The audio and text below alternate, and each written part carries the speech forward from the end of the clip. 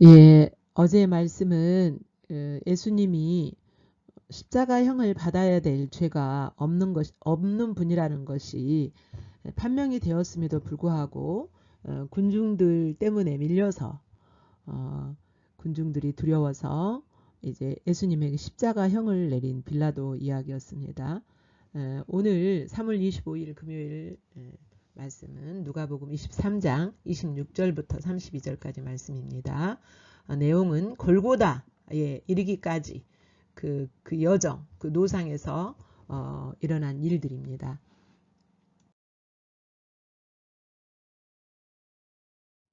하나님 말씀 함께 읽겠습니다. 갈 때에 시몬이라는 구레네 사람이 시골에서 오는 것을 붙들어 그에게 십자가를 지워 예수를 따르게 하더라. 또 백성과 및 그를 위하여 가슴을 치며 슬피 우는 자의 큰 무리가 따라오는지라. 예수께서 돌이켜 그들을 향하여 이르시되 예루살렘의 딸들아 나를 위하여 울지 말고 너희와 너희 자녀를 위하여 울어라.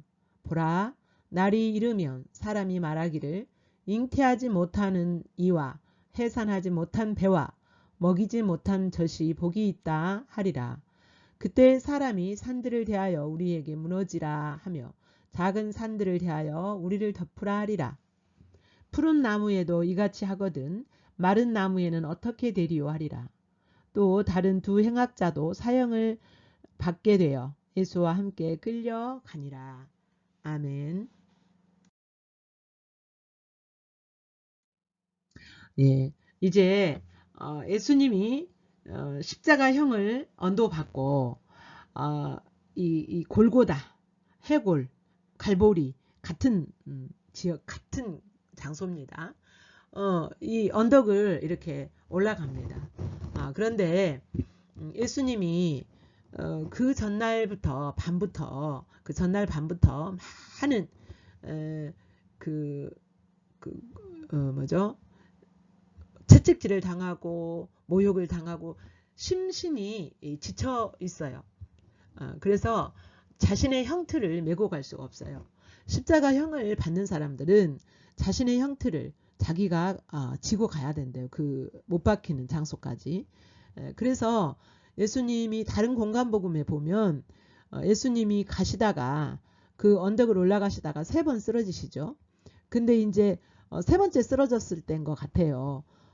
시몬이라고 하는 사람, 구레네 사람이 거기에 있었어요. 근데 이 구레네는 어디냐면 그 유럽이에요. 유럽 지역이에요. 유럽 지역으로서 이제 이 사람이 디아스포라라는 것을 알 수가 있어요. 이 구레네에서 왔다고 하니까 그러니까 흩어져 있는 이스라엘 백성들이죠. 유대인들이죠. 세계에 흩어져서 사는 사람들 디아스포라라고 하죠. 그 시몬이라는 디아스포라가 이제 6월절 명절을 보내기 위하여서 이제 고국에 돌아왔던 것 같아요. 그러자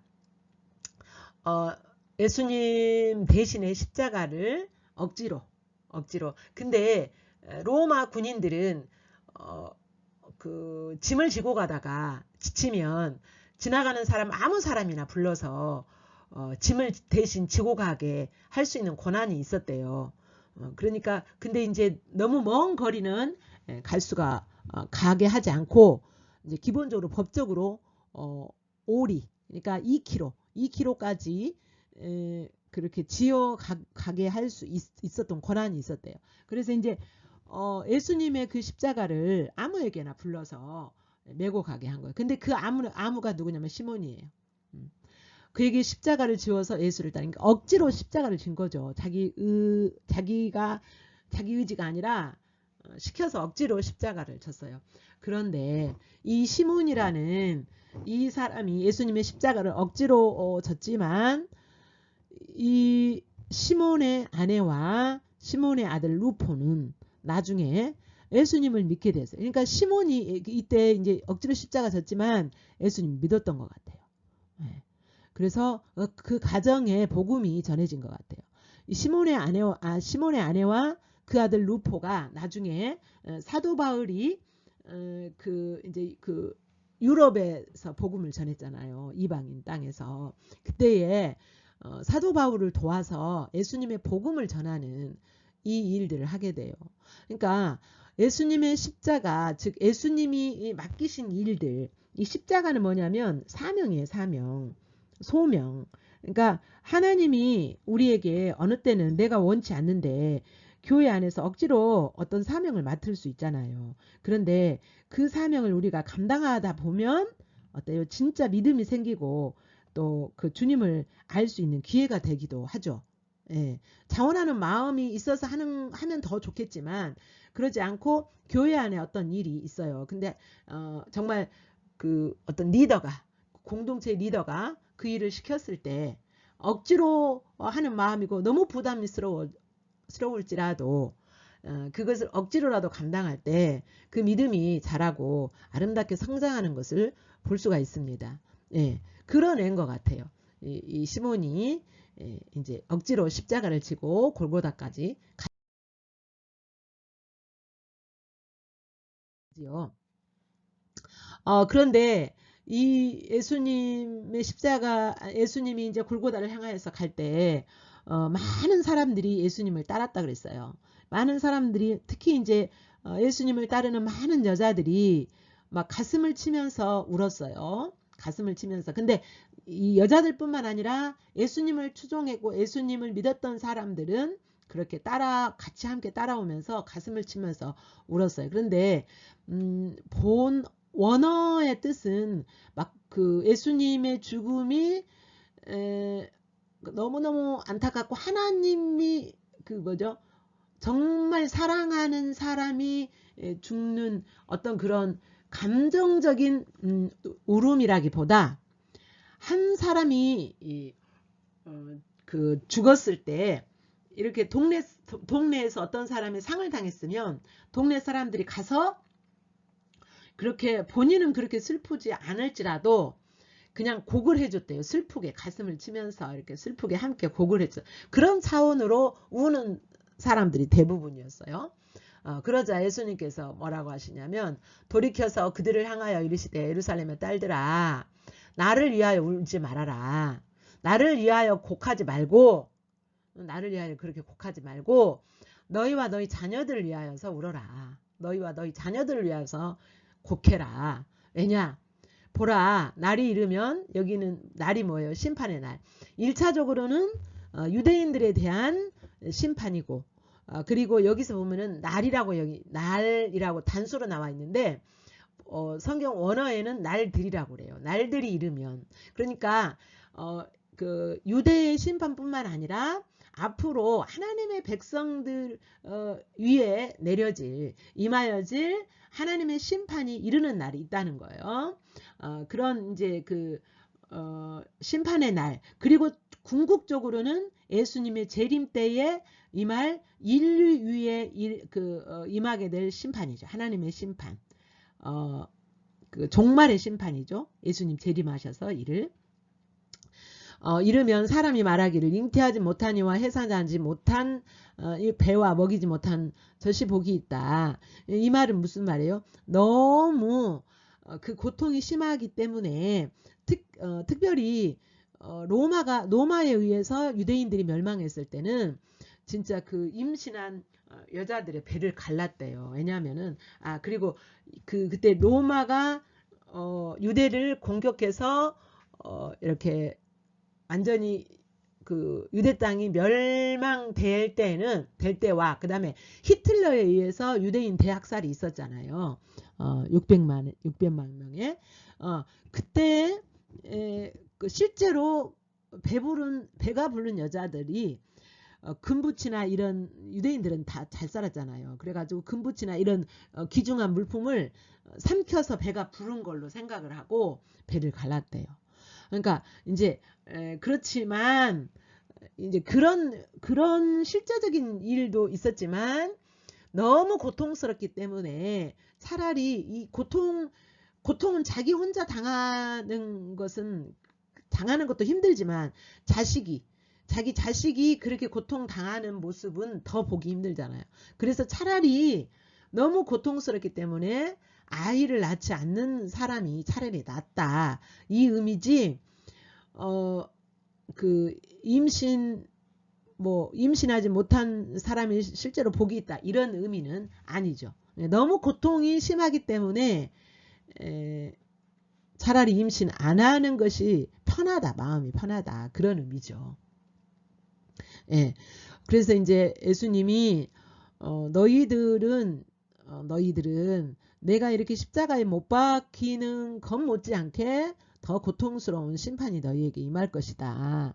그때를 위하여서 울어라 라고 예수님이 말씀하시는 거죠. 예. 자, 그러시면서 이제 그 예수님이 말씀하세요. 푸른 나무에도 이같이 하거든 마른 나무에는 어떻게 되리요 하시니라. 그러니까 푸른 나무는 여기서 예수님을 의미하고요. 그러니까 죄 없는 예수님에게 여기 푸른 나무라는 것은 생명력이 넘치는, 생명력이 강한, 마른 나무는 생명력이 없는 거죠. 그러니까 예수님에게는 하나님의 생명이 넘치는 그런 분에게도 이같이 이런 심판이 있는데, 마른 나무, 여기서 마른 나무는 유대인들이죠. 유대인들. 또 우리죠, 우리. 우리가 생명력이 없는 우리인들, 이런 심판이 없겠느냐. 구원받지, 또한 또 더 나아가서는 구원받지 못한 생명이 없는 그런 영혼에게는 어찌 이런 심판이 없겠느냐 하시는 말씀이에요. 여기서 마른 나무는 여러 가지를 포함해요. 푸른 나무는 예수님이시고요. 그러니까 푸른 나무이신 예수님의 생명을 받아들이지 않는 사람은 자신의 구주로 그 예수님, 생명이 있으신 그 예수님을 받아들여서 그 예수님의 생명으로 살지 않는 나무는 마른 나무죠. 그래서 이 마른 나무에게 예수님이 이렇게 십자가의 심판이 있었는데 너희 마른 나무, 예수님의 생명이 없는 영혼들은 어떻게 되겠느냐. 더할 것이라는 말씀인 거죠.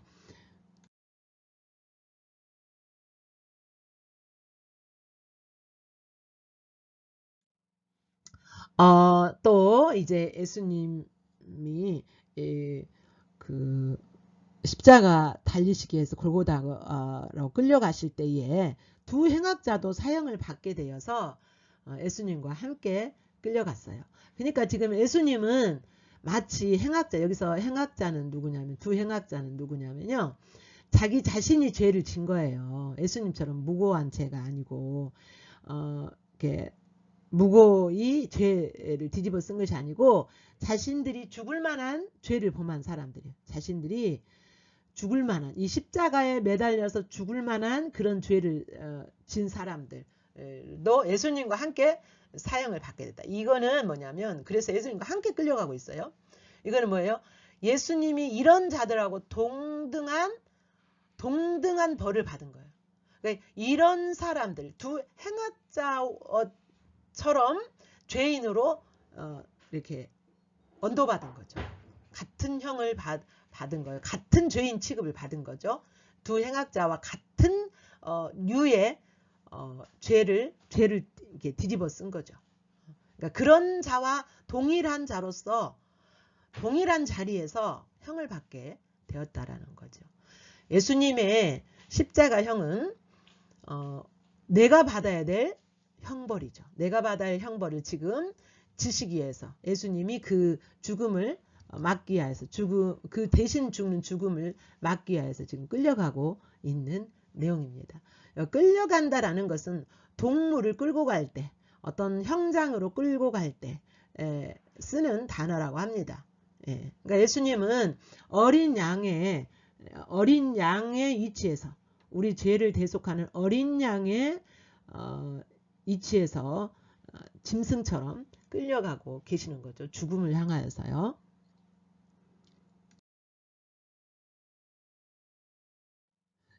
우리 하나님 말씀 다시 한번 읽습니다. 시작. 그들이 예수를 끌고 갈 때에 시몬이라는 구레네 사람이 시골에서 오는 것을 붙들어 그에게 십자가를 지고 예수를 따르게 하더라. 또 백성과 및 그를 위하여 가슴을 치며 슬피 우는 여자의 큰 무리가 따라오는지라. 예수께서 돌이켜 그들을 향하여 이르시되 예루살렘의 딸들아 나를 위하여 울지 말고 너희와 너희 자녀를 위하여 울라. 보라 날이 이르면 사람이 말하기를 잉태하지 못한 이와 해산하지 못한 배와 먹이지 못한 젖이 복이 있다 하리라. 그때 사람이 산들을 대하여 우리 위에 무너지라 하며 작은 산들을 대하여 우리를 덮으라 하리라. 푸른 나무에도 이같이 하거든 마른 나무에는 어떻게 되리요 하시니라. 또 다른 두 행악자도 사형을 받게 되어 예수와 함께 끌려가니라. 아멘.